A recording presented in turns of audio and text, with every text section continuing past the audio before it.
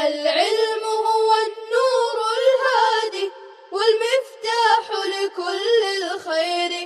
من يرد الله به خيرا. بسم الله الرحمن الرحیم الحمد للہ کفا وسلام علی عباده الذین اصطفى اما بعد وصلی اللہ علی النبی الکریم وآلہ وصحبہ اجمعین. ثم الأصح أن الحيض مؤقت إلى سن الأياس وأكثر المشائخ قدروه ب60 سنة ومشائخ بخارى وخوارزم ب55 سنة. جیسا کہ ہم یہ بات پڑھ چکے ہیں کہ نا امیدی کی جو عمر ہے اس کی تعین کے سلسلے میں مشائخین کا اختلاف ہے. بعض حضرات سن ایاس 60 سال کو قرار دیتے ہیں اور بعض حضرات 55 سال کو سن ایاس مانتے ہیں اور مفتہ بھی قول 55 سال ہی کا ہے. البتہ دیگر بعض حضرات اس سلسلے میں دوسری بات کہتے ہیں کہ سن ایاس کی یہ مدت نہ 60 میں مقید ہے نہ 55 میں، بلکہ قرابت دار معاصرین کو اس سلسلے میں دیکھا جائے گا. یعنی اس خاتون کے رشتہ داروں میں جو اس کے ہم عصر ہے، ہم جھولی ہے، انہیں اس سلسلے میں معیار بنا کر اس خاتون کا بھی فیصلہ سن ایاس کا کیا جائے گا. اور بعض حضرات نے کہا کہ یہ مدت مختلف ہو سکتی ہے اختلاف تباعے کی وجہ سے. اختلاف زمانہ اور اختلاف تباعے یہ اس میں مؤثر ہے کہ کہیں کی آب و ہوا اور کسی کی طبیعت اسے جلد بوڑھا بنائے اور وہ اس نا امیدی کی عمر کو پہنچ جائے جس میں اسے دم حیض آنا بند ہو جائے، تو بہرحال اس کا اعتبار کیا جائے گا. آگے کہا کہ فما رأت بعدها لا يكون حیضا فی ظاہر المذہب. اب سن ایاس کے بعد عورت جو بھی خون دیکھیں گی وہ حیض نہیں ہے، ظاہر مذہب یہ کہہ رہا ہے. والمختار انہا ان رأت دمن قویا کالاسود والاحمر القانی کانا حیضا. اب قول مختار یہ بتا رہا ہے کہ اگر سن ایاس کے بعد اس نے گاڑے کلر کا خون اگر دیکھی ہے، جیسے کہ بالکل سیاہ، والاحمر القانی اور بالکل سرخ، گاڑھا سرخ اگر دیکھی،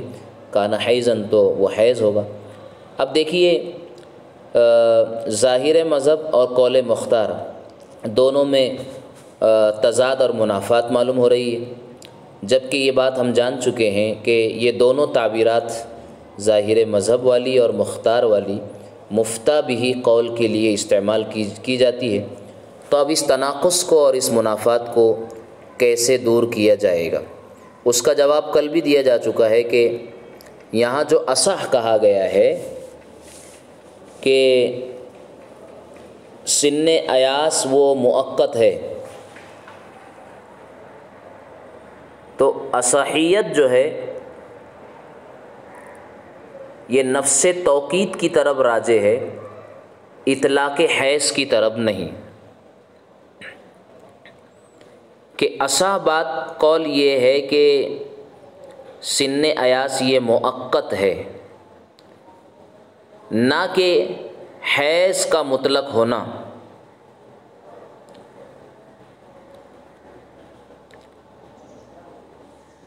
دوسری بات یہ کہیں گے کہ ظاہر مذہب یہ بعض مشائخین کے نزدیک کہ اب سن ایاس کے بعد عورت مطلقاً جو بھی خون دیکھے گی، چاہے وہ گاڑھا ہو یا گاڑھا نہ ہو، مطلق جو بھی خون آئے وہ حیض نہیں ہوگا. یہ اطلاق ظاہر مذہب کا مشائخین اور متاخرین کے نزدیک ہے. اور جو تفصیل بیان کی جا رہی ہے آگے کہ اگر دم قوی دیکھے، بالکل گاڑھے کلر کا، سرخ ہے، سیاہ ہے، تو وہ حیض ہوگا. یہ تفصیل قول مختار کے مطابق ہے. تو اطلاق ظاہر مذہب والوں کا ظاہر مذہب ہے کہ مطلقاً جو خون دیکھیں گی وہ حیض نہیں ہے، یہ مشائخین اور متاخرین کے نزدیک ہے. اور جو تفصیل بیان کی گئی ہے یہ مشائخین کا مختار قول ہے. اس لیے بھی اب دونوں کے درمیان منافات باقی نہیں رہ جاتی ہے. آگے فرمایا وَيَبْطُلُ الْاعْتِدَادُ بِالْأَشْهُرِ قَبْلَ التَّمَامِ وَبَعْدَهُ لَا وَإِنْ رَأَتْ صُفْرَةً أَوْ خُضْرَةً أَوْ تُرَبِيَّةً فَهِيَ اسْتِحَاضَةٌ۔ اب دیکھیے، ایک عورت جو سن ایاس کو پہنچ چکی ہے اور اس کے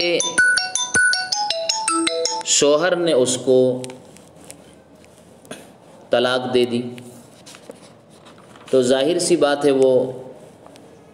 عدت گزار رہی ہے مہینوں سے، کیونکہ اسے حیض آنا تو بند ہو گیا سن ایاس کی وجہ سے۔ ایسی عورت کو آئسہ کہتے ہیں، یعنی جو حیض کے آنے سے نا امید ہو چکی ہے۔ تو آئسہ عورت کو شوہر نے طلاق دے دی تو اب اس کی عدت کا حساب مہینوں سے ہوتا ہے، اور عدت اس کی 3 مہینے ہیں۔ اب اگر وہ مہینوں کے حساب سے عدت گزارنے لگے، پھر اس کا حیض لوٹ آئے،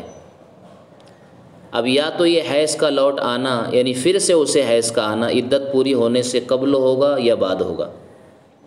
اگر عدت پوری ہونے سے پہلے جو کہ مہینوں سے گزار رہی تھی، اگر حیض اسے عود کر آئے، واپس آ جائے، تو اب یہ جتنی مقدار مہینوں سے عدت گزاری ہے وہ کل عدم ہوں گی، غیر معتبر ہوں گی۔ اب اسے پھر سے عدت کو حیضوں سے گزارنا لازم ہوگا۔ اثر نو 3 حیضوں کے حساب سے اسے عدت گزارنا ہوگی، اس لیے کہ یہ بات واضح ہو گئی حیض آنے سے کہ وہ آئسہ نہیں ہے، وہ حیض والی ہے، اور حیض والی عورتوں کی عدت قرآن کریم اور نص قطعی سے 3 حیضوں سے عدت گزارنا ہے، جیسے کہ والمطلقات یتربصن بانفسہن 3 قروء اے 3 حیض۔ اور اگر یہ خون 3 ماہ کے بعد آیا، یعنی حیض جو لوٹا ہے وہ 3 ماہ عدت گزرنے کے بعد، تو اب مہینوں سے گزاری ہوئی عدت باطل نہیں ہوگی۔ چنانچہ اگر اس نے 3 ماہ کے بعد نئے شوہر سے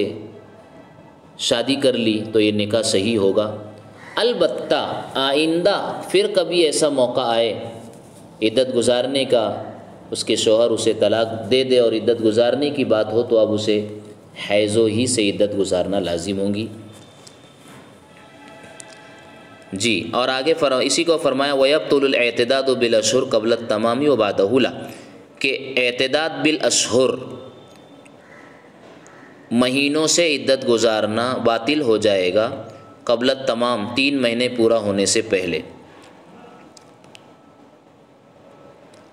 وَبَعْدَهُ لَا، اور 3 مہینے مکمل ہونے کے بعد مہینوں سے عدت کا گزارنا لا یبطل،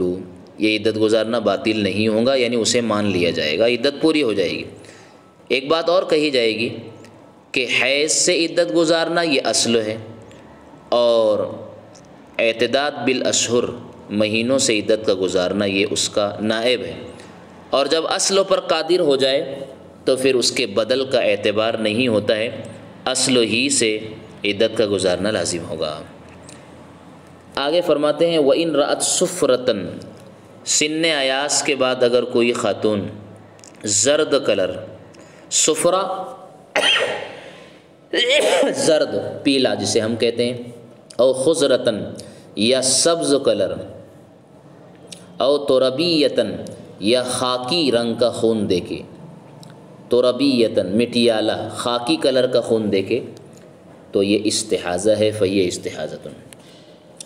البتہ اگر سن ایاس نا امیدی کی عمر سے پہلے بھی اسی رنگت کا خون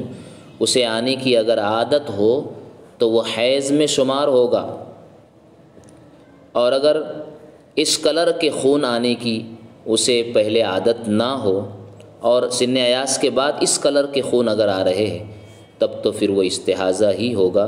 حیض نہیں مانا جائے گا۔ عادت اگر ہو اسی کلر کے آنے کی تو اب بھی اسے حیض مانا جائے گا، ورنہ نہیں۔ وَأَقَلُّهُ 3 أَيَّامٍ وَلَيَالِيهَا وَأَكْثَرُهُ 10، وعند ابی یوسف رحمہ اللہ اقلہ یومان و اکثر من اليوم الثالث وعند الشافعی رحمہ اللہ تعالی اقلہ یوم و لیلۃ و اکثرہ 15 ونحن نتمسک بقولہ علیہ السلام اقل الحیض للجاریۃ والبکر والسیب 3 ایام ولیالیها واکثرہ 10 ایام۔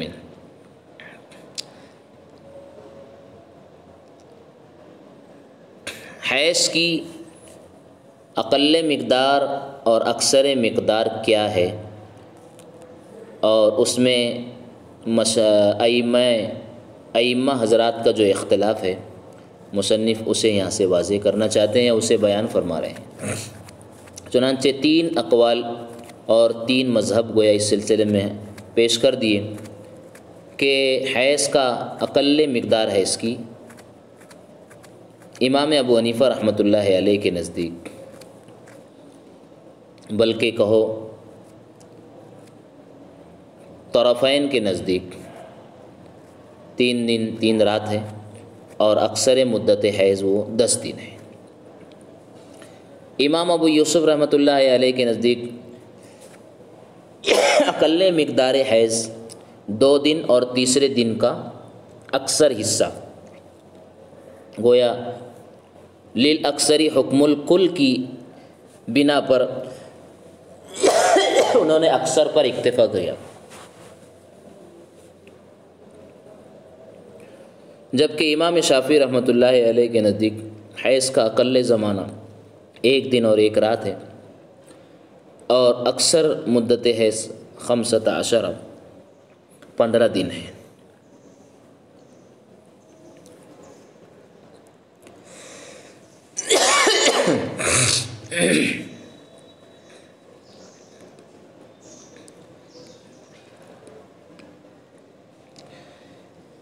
احناف یعنی طرفین نے جس حدیث پاک سے استدلال کیا ہے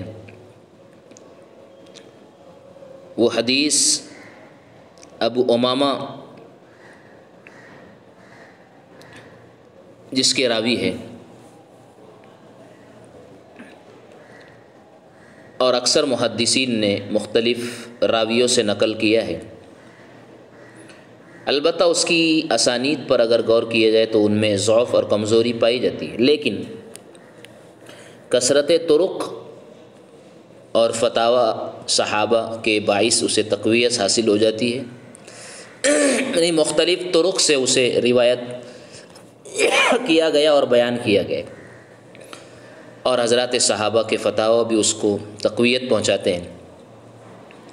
محدثین نے حضرت انس، حضرت ابن مسعود، حضرت معاذ، حضرت عثمان بن ابی العاص رضی اللہ عنہم اجمعین سے نقل کیا ہے کہ یہ حضرات اسی پر فتویٰ دیا کرتے تھے کہ اقل مدت حیض کا اقل زمانہ وہ 3 دن اور 3 راتیں ہیں، اور اکثر مدت حیض وہ 10 دن ہیں۔ اور یہ بات واضح ہے کہ مقادیر میں رائے اور اجتہاد کا کچھ دخل نہیں ہوتا ہے۔ مقادیر تو متعین ہیں، اس میں رائے اور اجتہاد سے آگے پیچھے نہیں کیا جا سکتا ہے، یا یوں کہو کہ مقادیر جو ہے وہ توقیفی ہے، جو ہے وہ ہے، اس میں قیاس اور اجتہاد سے کمی اور بیشی نہیں کی جا سکتی ہے، اور ایسے امور میں موقوف حدیث کی حیثیت مرفوع جیسی ہو جاتی ہے۔ اس لیے ہم نے جس حدیث سے استدلال کیا ہے وہ قابل استناد بلکہ قابل حجت ہے۔ فرمایا حضور علیہ السلام نے اقل الحیض للجاریۃ والبکر والسیب، حیض کی اقل مقدار اور اقل مدت باقیرہ باندی اور سیبہ کے لیے، باقیرہ لڑکی اور سیبہ دونوں کے لیے 3 دن اور 3 رات، وہ اکثر و 10 ایام، اور اکثر مدت وہ 10 دن ہے۔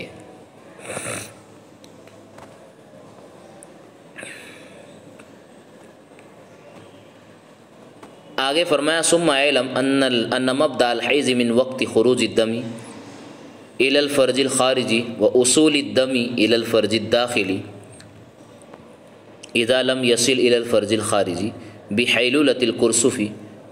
لا تقطع الصلاۃ فعند وضع القرصف انما يتحقق الخروج اذا وصل الدم الى ما يحاذي الفرج الخارج من القرصف فاذا احمر من القرصف ما يحاذي الفرج الخارج داخل لا يتحقق الخروج الا اذا رفعت القرصف فيتحقق الخروج من وقت الرفع۔ اب یہ جو مدت بیان کی گئی ہے، اقل مدت اور اکثر مدت، اس کی ابتدا کہاں سے مانیں گے؟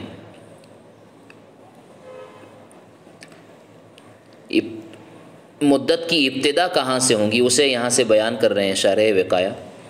کہ حیض کی ابتدا مانی جائے گی من وقت خروج الدم الی الفرج الخارج، خون کے فرج خارج کی طرف نکل آنے سے۔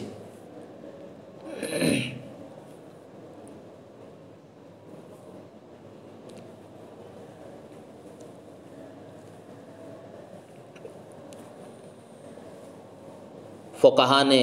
فرج خارج اور فرج داخل کو حصی طور پر سمجھانے کی کوشش کی ہے، چنانچہ المحیط میں ہے کہ عورت کا مخصوص سوراخ منہ کی طرح ہوتا ہے، چنانچہ فرج داخل ایسا ہے جیسے کہ دانتوں اور منہ کے اندرونی حصے کے درمیان ہو،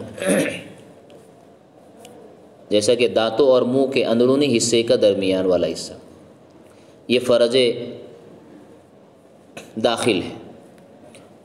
اور بکارت کی جگہ گویا دانتوں کے مشابہ ہے، درمیان میں دانتوں کا ایک پردہ حائل ہے۔ ویسے پردہ بکارت تو ایک پتلا پردہ ہوتا ہے جو وتی وغیرہ سے زائل ہو جاتا ہے اور ختم ہو جاتا ہے، اور فرج خارج ہونٹوں اور دانتوں کے درمیان جو خلا ہے گویا اس کے مانند ہے۔ تو گویا دانت اور منہ کے اندرونی حصہ کا جو درمیانی حصہ ہے وہ فرج داخل ہے، اور دانت اور ہونٹ کے درمیان جو تھوڑی خلا ہے یہ خلا گویا مشابہ ہے فرج خارج کے۔ تو جب خون نکل کر اپنے مستقر سے فرج خارج کی طرف آئے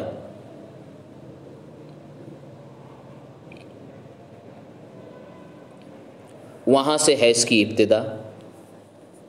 شمار ہوں گی اور مانی جائے گی۔ اس وقت وہ نماز ختم کر دیں گی، نماز چھوڑ دے گی۔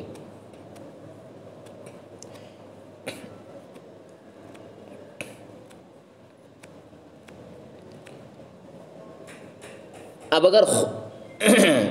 کسی نے کرسف رکھ لیا ہے، کرسف یہ اصل میں کپاس ہے، یا اصطلاح میں کپاس یا کپڑے کے ٹکڑے کو کہا جاتا ہے، یا روئی وغیرہ کی چھوٹی سی گدی ہوتی ہے نرم، جس کو حائضہ عورت فرج کے منہ میں اس لیے رکھتی ہے تاکہ حیض کے خون کپڑے کو آلودہ اور گندہ نہ کرے۔ تو اب اگر کسی خاتون نے اپنے حیض کے آنے کے زمانے میں کرسف رکھ لیا، ایسی حالت میں وہ نماز نہیں چھوڑے گی جب تک کہ خون فرج خارج تک نہیں پہنچے، یعنی خون اپنے مستقر سے نکل کر فرج داخل تک آیا، فرج خارج تک نہیں آیا، کرسف کے حائل ہونے کی وجہ سے، تب تک وہ نماز نہیں چھوڑے گی، کیونکہ ابھی تک وہ حائضہ کے حکم میں نہیں ہوئی، جب تک کہ خون فرج خارج تک نہ نکل آئے۔ البتہ جب اس کپڑے تک خون پہنچ جائے جو کہ فرج خارج کے مقابل میں، ظاہر سی بات ہے جو گدی یا کپڑا اس نے رکھی ہے اس کا ایک سرا فرج داخل کی طرف ہے اور اس کا دوسرا سرا فرج خارج کی طرف ہے، تو جب تک خون نکل کر کے کپڑے کے اور کرسف کے اس حصے تک نہ پہنچ جائے جو کہ فرج خارج کے مقابلے میں، تب تک وہ نماز کو نہ چھوڑے گی۔ جب کپڑے کا وہ حصہ خون آلود ہو جائے جو فرج خارج کے مقابل ہے، تب وہ حائضہ ہو گئی، اب اسے نماز چھوڑ دینا ہے۔ اسی کو کہا علم ان مبدأ الحیض من وقت خروج الدم الى الفرج الخارج ووصول الدم الى الفرج الداخل اذا لم يصل الى الفرج الخارج بحیلولۃ القرصف۔ لا تقطع الصلاۃ، اس صورت میں نماز کو نہیں ختم کرے گی۔ فعند وضع القرصف انما يتحقق الخروج اذا وصل الدم الى ما يحاذي الفرج الخارج من القرصف، تو قرصف رکھنے کے وقت خروج دم حیض کا خروج متحقق اور مانا جائے گا جب خون پہنچ جائے فرج خارج کے اس حصے تک، ما یحاذی الفرج الخارج من القرصف، قرصف کے اس حصے تک پہنچ جائے جو فرج خارج کے مقابل ہے۔ فإذا احمر من القرصف، جب قرصف کا وہ حصہ سرخ ہو جائے، ما یحاذی فرج الداخلہ، جو فرج داخل کے مقابل میں، تو لا يتحقق الخروج، خروج مانا نہیں جائے گا، خروج متحقق نہیں ہوگا، الا اذا رفعت القرصف، ہاں مگر جب وہ قرصف ہٹائے اپنی جگہ سے، فيتحقق الخروج من وقت الرفع، تو قرصف کو ہٹانے کے وقت سے خروج دم متحقق ہوگا اور مانا جائے گا۔ چنانچہ اب ہم نتیجے کے طور پر یہ بات، ایک مسئلہ ذکر کرتے ہیں۔ طاہرہ ایک پاک عورت ہے، اس نے قرصف رکھی رات کے اول حصے میں، شروع رات میں اس نے قرصف اپنے مقام پر رکھ لی، پس اس نے جب صبح کی تو قرصف پر خون کا اثر دیکھا، تو اب اس کے حائضہ ہونے کا حکم لگایا جائے گا، رات سے نہیں بلکہ اس نے صبح جب اثر دم دیکھا قرصف پر اور کپڑے پر، تو اب وہ حائضہ کا حکم لگے گا۔ اور ایک حائضہ عورت ہے، اس نے قرصف رکھی اپنے مقام پر، اور جب صبح ہوئی تو اس نے اسے سفید ہی پایا، خون آلود نہیں ہوا، تو اس کے طاہر ہونے کا حکم لگایا جائے گا جس وقت سے اس نے قرصف رکھی تھی، یعنی رات ہی سے اس کو طاہرہ مانا جائے گا۔